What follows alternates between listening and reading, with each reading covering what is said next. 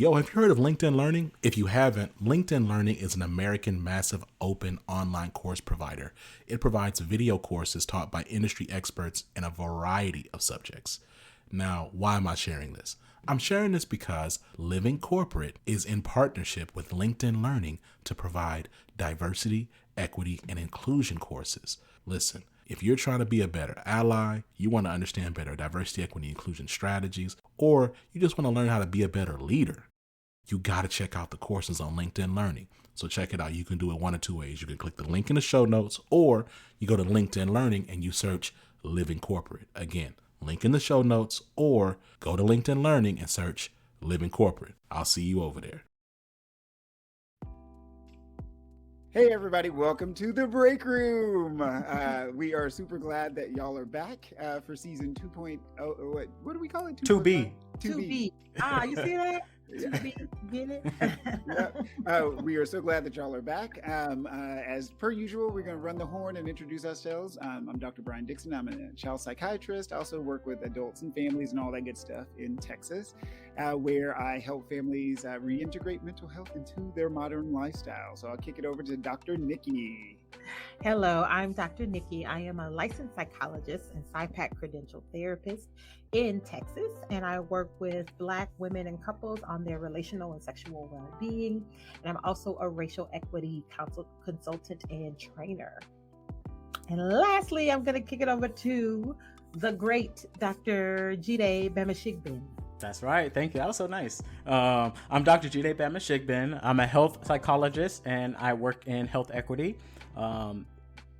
And I'm married and I have 2 kids who I love. So that's it. Yay!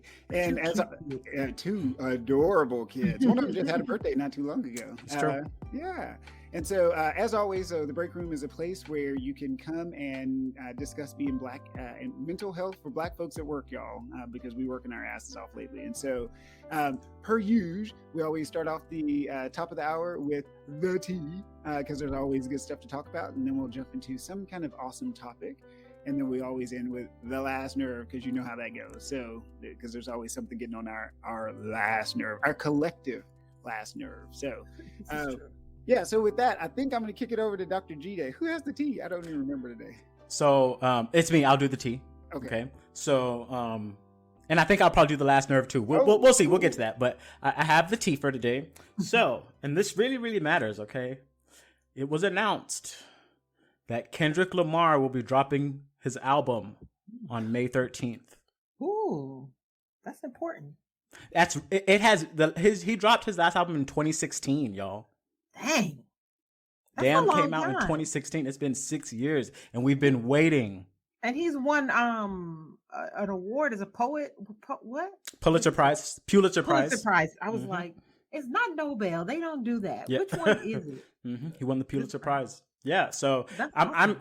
I'm so excited. Like this is the most anticipated album for a while, I think. Yeah, so y'all don't see this, but I got my wallet because I'm about to turn in my black card because I don't know who Kendrick Lamar is. Yeah, sorry. Wait a minute. Sorry. Yeah, sorry. Welcome to the break room. Right? Well, let me just say 2 things. One, you're a brave man, because even if I didn't, I wouldn't have said it. I would not have said that. You know, you potentially represent an important demographic of the Black community. We are not a monolith. Correct. I know a handful of 100 white people that know who Kendrick Lamar is, including the Pulitzer Prize Committee. But you don't know him, and that's okay. That's okay. Do you not know him at all? Like you've never heard the name before? No, I've heard of the name. Okay. I'm just. But you don't know his song. Yeah, well, because I'm an auditory connector, right? And so when I hear a song, I'll go, "Oh, that's who that is," but I don't always connect it to the name. So even though I should have deleted Spotify a long time ago because of all their nonsense with Joe Rogan. I'm gonna search him real quick, Kendrick Lamar, and figure out because I'm sure I know some songs. He performed at the Super Bowl just this year with Dr. Dre and Eminem and 50 Cent. Beyonce's Freedom. We gonna be all right. Oh, is that him? Yes. I've heard of that song. Yeah. Okay. Be humble. Yeah. You know. Okay. Yeah. Sorry, guys, I let y'all down. Yeah. But good I for love him. it. I love it. The black community is not a monolith. We are not a monolith. And we are represented here. There are. This is the beauty of the break room. We are Black mental health professionals, and there are a lot of intersections of our lives. We genuinely like each other as people, and then there are some parts of our lives that are like so divergent. We're like, what? Okay. Yeah. I mean, he seems very different than like the Gorilla Glue girl that we talked about last season, or So I'm not used to like a functioning Black dude. Like he has his shit together. I like this. This is good stuff. Yes. What did Gorilla Glue girl have to do with anything? Yeah, that's normally what we talk about, right? When we have a team, we're all like, so and so did such and such. Well, this time, I mean, he's actually like doing something legitimate. That's true. Awesome. That's So, true. That's true. This is true. That's true. 6 years. 6 years. So excited for it. Well, moving on to today's topic. We're just gonna hard left into today's topic. And we're going to talk about on the other side of allyship. I was calling it alloship. On the other side of alloship, which I said it again. I think I'm thinking of allostatic load. Yeah. Ooh. Which, when our allies don't perform, it increases our allostatic load. But we can get into that in a little bit later. I'm going to let Dr. Brian break all of that down. But actually, we have another episode planned for this season, right? We're going to talk about race-related stress, and we'll talk about that there. But I mean, we are, again, a podcast about Black folks in the workplace and Black mental health. And Black folks in the workplace it means intersecting with diverse others. And more often than not, when you reach a certain level of quote unquote professional status jobs, the number of visible racial ethnic minorities in proportion to the number of white folks starts to shift very differently in this country. That's still very true. And so we collectively have had a reprieve for almost 2 years, a little over 2 years for some spaces, of working remotely, which didn't completely mitigate the experience of race and microaggressions in the workplace, but it helped a lot. And now folks have started to reintegrate for the past 6 months, and now having to deal with those sort of day-to-day, quote unquote, casual encounters, where more often than not, it's in those moments that folks experience microaggressions. And so we think it's really important to sort of continue this conversation and circle back to this idea around allyship, and in particularly around performative allyship. So we have complained ad nauseum on this show and in other spaces around how all the companies in 2020 that made all the pledges to Black Lives Matter did absolutely nothing to do that, right? But what at least shifted was for me, this is my opinion, I'd be very excited to get you guys' lens on it. But for me, it feels as if you can't be a Fortune 500 company and not have a DEI office. Like you can't succeed in the quote unquote landscape of corporate America without talking about diversity, equity, inclusion, belonging, right? You have to give tacit lip service to that. Some companies do better than others, but I don't know that you could be like perceived as a legitimate company and not do that. In my opinion and in my experience, the thing about DEI work in a lot of these organizations is that they're doing it for business purposes, as opposed to the fact that it's just morally and ethically right to do these things, to make sure you have equity in your workplace, but these places are just doing it just to be like, okay, see, we have one just like that other company, just like all these other companies were just like the other ones now. It's not about actually what's right. It's about what's going to make money. And the thing is, it's not going to make money. Like, repairing and redressing past harms is spending a lot of money, right? Yes. So that's my opinion, my experience. It also requires if the concepts of diversity, equity, inclusion, and sometimes people are adding belonging, right? If they have any merit or meaning, it also inherently requires a shift in power, right? That don't go together with capitalism.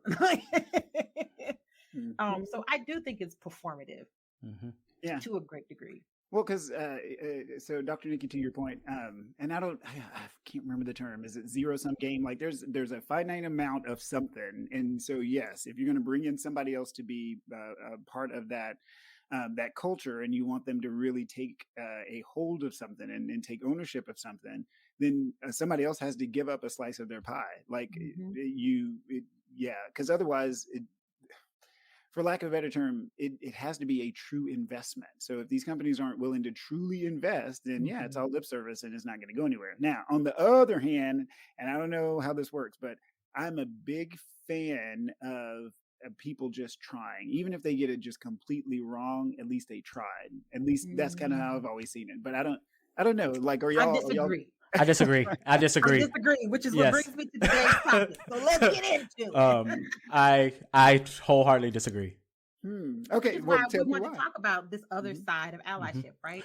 And so I think there is a great deal of social capital in performing allyship, but oftentimes, in my experience, and what I hear lots of other folks who are in corporate spaces say, that when the actual time comes in to be an accomplice, to show up as an ally, to do the work of dismantling or redistributing power or amplifying the voice, the numbers of people that are allies compared to the number of people that actually do that work gets really, really tiny. So it feels really good to go sit in a diversity class. If you might even get a whole diversity certificate, it feels really good to sort of tacitly name yourself as an ally.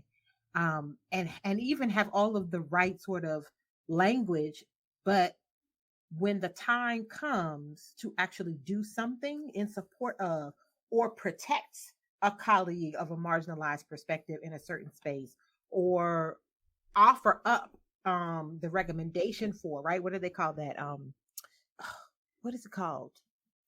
It's not there's a name for it. Sponsor. When it comes to sponsoring a colleague, right? I think a lot of people fall short. And so for me, I liken it to this. When I went to graduate school in the Midwest, people would always say, but didn't you experience more racism in the South? Isn't it better up here?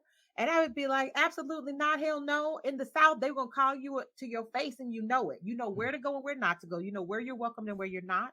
That feels more safe and real than it does to be the stuff that y'all are doing up here. Yep. And that's how I feel about all of these placeholder DEI units as well as performative allies. Just stay on your side. I agree with that. I prefer the blatant racism of the South to the racism with a smile on their face in California, for example. But the reason why I disagree with Dr. Dixon is because these organizations' idea of trying and like a DEI expert's actual idea of trying are so drastically different. Okay, like are they though? Listen, think about when you tell a toddler to clean a room. Right? You don't really expect them to like mop the floor, clean the walls, do every little thing. They do what little bit they can, right? Versus an adult, you expect them to actually clean the room. These organizations seriously are still in the toddler phase of DEI. They think it's enough to just hire a person in a role, right? But not support them. Right? They think it's enough to say, okay, we're going to hire 10 black candidates, but not get rid of the toxic white people who work in this space. Like it also involves firing those people. So that, and I'm speaking to my experience, like there's really not really an appetite to do the actual DEI work. And so my question is, because it feels like every time I turn around, there's somebody else saying, oh, I just got nominated, or I just got appointed to be the DEI, blah, blah, blah, of whatever system, right? And they're almost always black folks. So are y'all saying that the black folks in the roles of DEI, whatever, are not allies or are performing themselves? Is that what I'm saying? They're mammies. No. Oh Lord. Ooh, I wouldn't say that. I would say that they're I'm saying even if they don't want to be, that's what they have been co-opted to be. Okay. I would say that they are put in positions to fail rather than being mammies, these black people in these roles, I feel like they hire them and then go, okay, here's no resources. Here's nobody who works with you. Here's no actual power to make any actual decisions. Go. How can anybody do anything? Yeah, right? But so let me push back, because most of these folks are very well-meaning folks, right? Quite a few of them have some type of either certification, or they've done some type of extra training to understand that particular field. Maybe, and I can't speak for them because I'm not one of them, but maybe they are taking the foot in the door approach, right? So you get a little bit in there and you go, okay, let me be somewhat palatable before I burn the whole damn thing down. Because if they go in guns blazing, that's the wrong analogy. I don't want to use that. If they go in, setting things on fire, then of course they're going to get fired. So maybe I guess I'm asking y'all, is there patience that we should have? So let me go ahead and just stop you right there, right? Because I wanted to make sure I could quote it verbatim, and I'm only going to do part of it. But I always go back to MLK's letter from a Birmingham jail, and he says, "I have almost reached the regrettable conclusion that the Negro's great stumbling block in the stride toward freedom is not the white citizens' counselor or the Ku Klux Klaner, but the white moderate, who is more devoted to order than to justice, who prefers a negative peace, which is the absence of tension, to a positive peace, which is the presence of justice." And so for me, which is why I really wanted to talk about this concept of allyship, because the reality is all of us have my friend and colleague, Dr. Candace Hargens, talks about a privilege portfolio. All of us have access to some aspects of privilege and some, excuse me, aspects of marginalization. Now we can sort of label and talk about higher middle class, upper middle class, that's what we call it, upper middle class, white, able-bodied, heterosexual male, right, is not having access to any points of marginalization. But for many of us, we live in these identity statuses that are a mixture of both points of privilege and points of marginalization, which means if allyship were to really function as it's sort of theoretically touted and as it's talked about, then it means we would sort of have a collective inherent need to support one another. And in these spaces, I don't see that happening. In most corporate spaces, to name a thing as microaggressive is still too aggressive. To even acknowledge that the mistreatment that I have experienced in this workplace is a result of my race, is a result of my ethnicity, is a result of my religion, shuts the whole thing down, right? And then we have all of these other sort of levers in the space around HR and around ethics and legalities that serve to silence and shut people down. So while I do believe there could be people of color that go into the DEI field, that head up those spaces, my personal experience is the work that I do around racial equity is not that work. And I figured that out very quickly when I moved into a DEI role. Within the first 2 weeks of me being on the job and going to one of those certification programs, realizing that we weren't ever going to talk about race or power structures. Like 2 weeks of training and those words didn't come up. And when I raised my hand and said, well, I don't understand, what is DEI? And they were like, it's a good question you're asking. Okay, now let's move on to the next module. I think they are placeholders. They are placeholders. Again, I go back to my original point. You cannot be a credible, at least publicly traded company. You can't be a credible publicly traded company in this country with its veneer on equality and not have a DEI effort. And so if I'm hearing you correctly, there's no middle ground. It's either all in or nothing, right? Because again, y'all see them like I see them on Twitter, and these are very well organized, highfalutin Black folks in all sorts of industries, and I mean, and they're doing the damn thing from the outside. They talk about doing the damn thing. But think about it like this. Think about it in the inverse, Brian. If those people actually held power, wouldn't we have seen some of the money allocated for Black Lives Matter do something? Wouldn't we have seen some op-eds about those organizations not doing something? So, Dr. Nikki, I think that's a whole other can of worms that we would, It's a setup. So I don't think that there's anything wrong with the black people in these roles. I think that they actually do come in thinking that they're gonna do stuff. And just like Dr. Nikki said, talk about it, all this stuff. But there are roadblocks every step of the way. Oh, nope, has to go through this committee, has to go through this committee, has to talk to this person, gotta do this. And all that stuff is set up such that nothing ever moves. No action ever happens, And just like Dr. Nikki said, you talk about certain stuff in meetings. Recently, I was in a meeting, an ERG, an employee resource group with black people, BIPOC, black, indigenous, people of color, which I don't like, but whatever. I was in it. And they said, okay, so what should the suggestions be for the year? Like, what should we focus on? And I said, yeah, we should have discussions about how to improve like the material conditions for, the black and indigenous people who work here. Okay, yeah, what should we do? Like, what else should we do? Like when I say literal, like it was not acknowledged, not addressed, not discussed at all. They don't want to do that actual hard work and have the really hard conversations. And because of the power dynamics, they can't happen. Sorry, go ahead, Dr. Nikki. So I was going to say, so what that does on the individual level is it doesn't require anybody to ever actually be uncomfortable. Because that is sort of the white person's greatest nightmares, to be uncomfortable. I felt attacked. I felt afraid. I felt unsafe. I didn't like how that made me feel. And so people will do all manner of things to create structures to reinforce them not having that experience, which to me is a function of racism, which is why when someone calls out being microaggressed, I should say a function of oppression, that's a much more accurate term, right? Because really it doesn't matter if we're talking about heterosexism, racism, ableism, etc., right? I worked in a DEI office at a major cancer research institution. There was a black man who was the AVP of diversity. And I saw him multiple times when we were still face to face, be in huge conference spaces and refuse to use the mic. And when I pointed out that there might be people that are hearing impaired that couldn't hear you, he looked at me like I had affronted him personally and still continued to not use the mic. Right? So I have been in spaces so many times where calling the thing out is met with all sorts of silence and resistance and discomfort.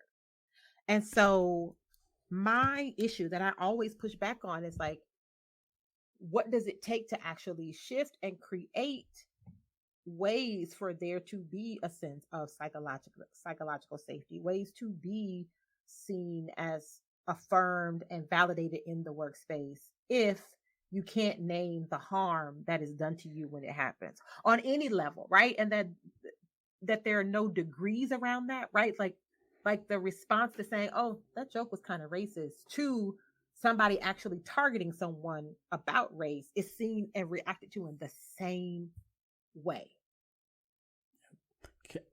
Can I tell a quick story? Sure. I love a story.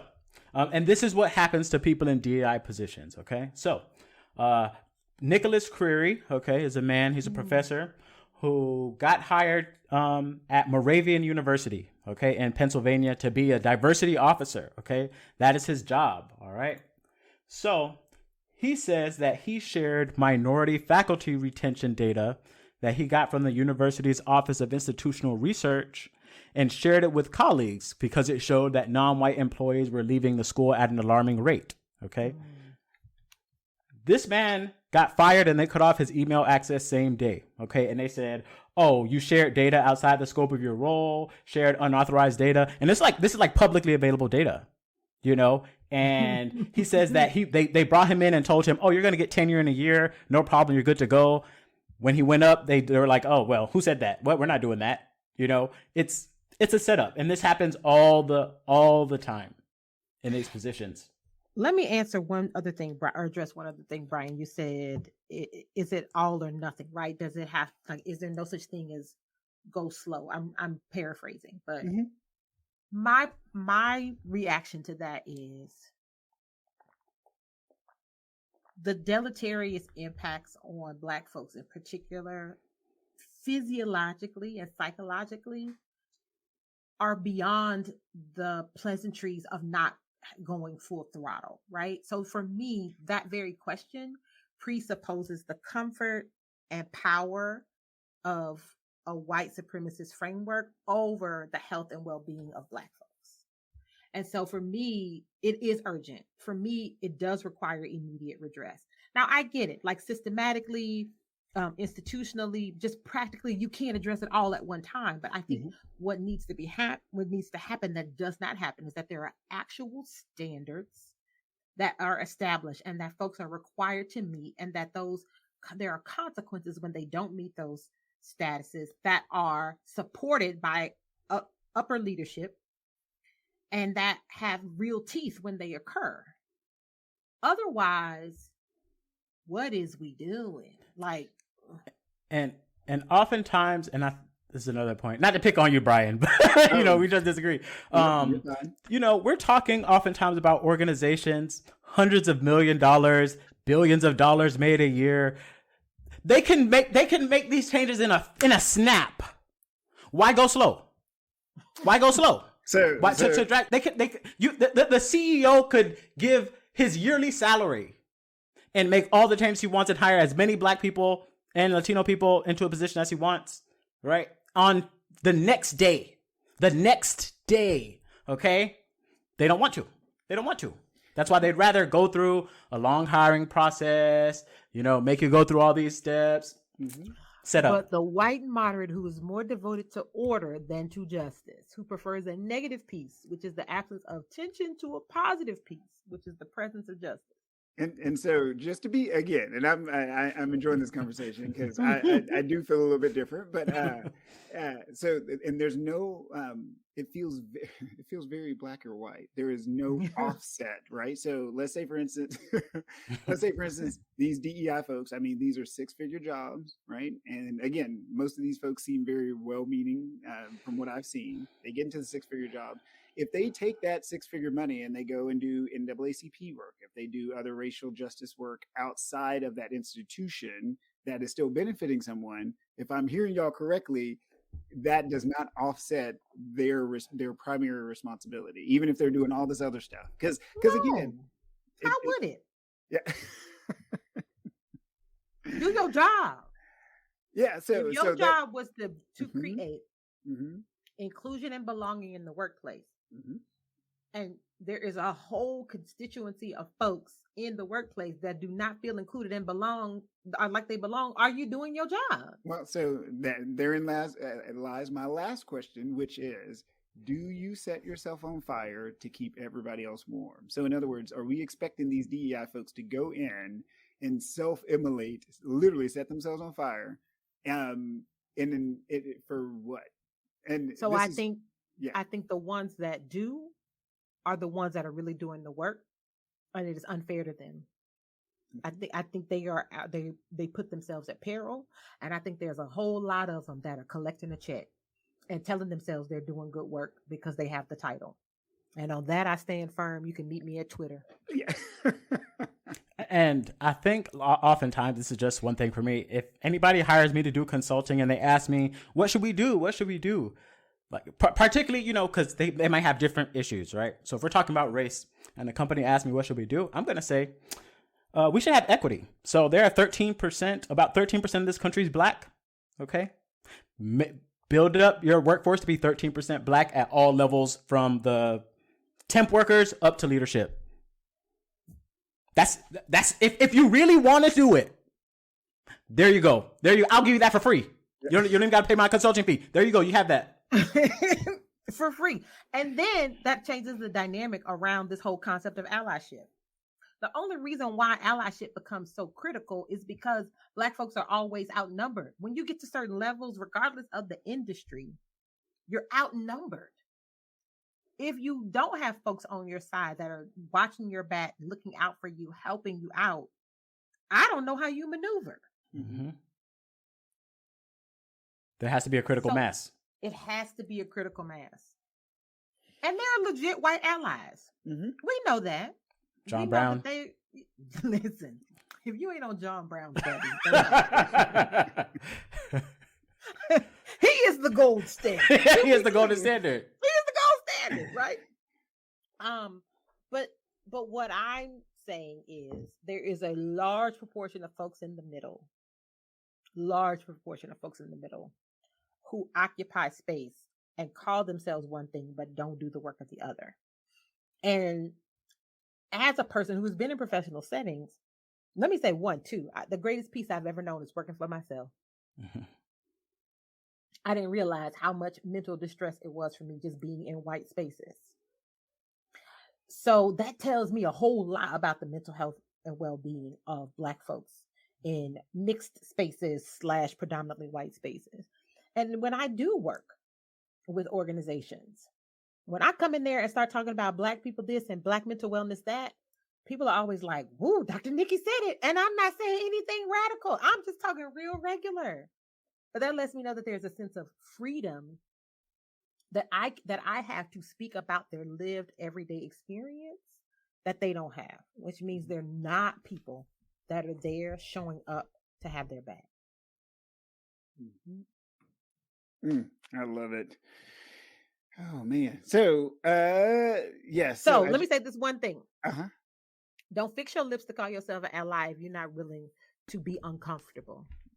Don't fix yourself to call yourself an ally at all. Other people give you that designation. You're not. Well, this is true. But you can't own it if you've never once done anything to jeopardize your standing, whether it be your social capital or your actual capital in the company. If you've not ever put yourself at risk for that, you're not an ally. And some people say we might even need to get rid of the word. Well, and so this is a great segueing conversation starter for Twitter. So we're all on Twitter. You can follow The Break Room, Living Corporate Podcast. You can give us an email at thebreakroom@living-corporate.com. Per usual, we always like to end our podcast with the last nerve. So it's this thing that happened that is either pissing us off or just getting to us. And so I think Dr. Bamishigbin has the last nerve for today. So take it away. I do. And I think I'm just going to kind of bring it up, and I really want to hear what Dr. Nikki has to say. We kind of talked about it a little bit. Because my thoughts are still unclear on it. But, So last night was Coachella. Okay, big music festival. Billie Eilish, who's like a huge sensation right now, was one of the headliners. And at the end of her set, she said, "Thank you all. I'm sorry I'm not Beyonce." Right? And I don't know what about it, but it just rubbed me all the way wrong, right? What we would call it is a performative humility, right? Like you're doing this for performance because nobody was talking about Beyonce. Nobody was comparing you to Beyonce. Nobody expects you to be Beyonce, okay? And put on what she put on at Coachella. And it made me think of different situations. Dr. Nikki? Well, nobody gets Beyonce but Beyonce. So that I don't even understand your thought process that would even come up, right? DJ Khaled said in the middle of Beyonce's Coachella performance that she's shutting it down such that they gonna have to rename it the Beachella. She's already blown the standard up. So anybody that comes after her, no matter how awesome and amazing you are, you're not gonna live up to it. Not possible. But it is a particular sort of white woman performative humility that I only see performing this sort of way. And it reminded me of that whole bullshit that happened with Jane Campion at the Emmys? BAFTAs. It wasn't at the Oscars. One of them. The BAFTAs. The Oscars was the slap. Lord Jesus. Woo! We'll never forget. But where she won the award for Best Director and then proceeded to tear down Venus and Serena in her speech. Get their name out your mouth. Nope. Nobody was talking about them. Nobody. And there is a part of me that are y'all familiar? I hope so. With Dr. Frances Cress Welsing's work way back in the 80s. Okay, Brian, there's more homework for you to do. And Dr. Frances Cress Welsing talked a lot about sort of symbolism of white supremacy and around how much is reinforced in our psyches, right? About the threat of blackness, right? And so that's what I get pulled back to. It's like just looking out in that audience and seeing these two otherworldly successful Black women through Jane Campion's mental off, right? She like was threatened. You're not going to measure up to that. And I think the same thing with Billie Eilish. Like, maybe at some point she wasn't getting the accolade she wanted at the end of her performance, and immediately she's like Beyonce, right? Like, it's not logical. It's connected, I think, to this real deep sense of insecurity. Yep. And a real sense of I think real threat that a good deal of white folks feel in response to Black excellence. Yep. Thank you. There's this TikToker that I follow. He's a Black guy. I'm so sorry I can't shout you out. But I saw him a couple months ago. He did a TikTok. He was like, Black folks always talking about why we got to be excellent, why we just can't be mediocre. He's like, I dare you. Go ahead and be mediocre. I dare you. Let me see you do it. Like, we can't. Like, that's facts. It's just facts. It's just facts. So, Taylor Swift, Billie Eilish, Jane Campion, just keep Black women name out your mouth. Just please. So what you could do. Please. Let that be good enough.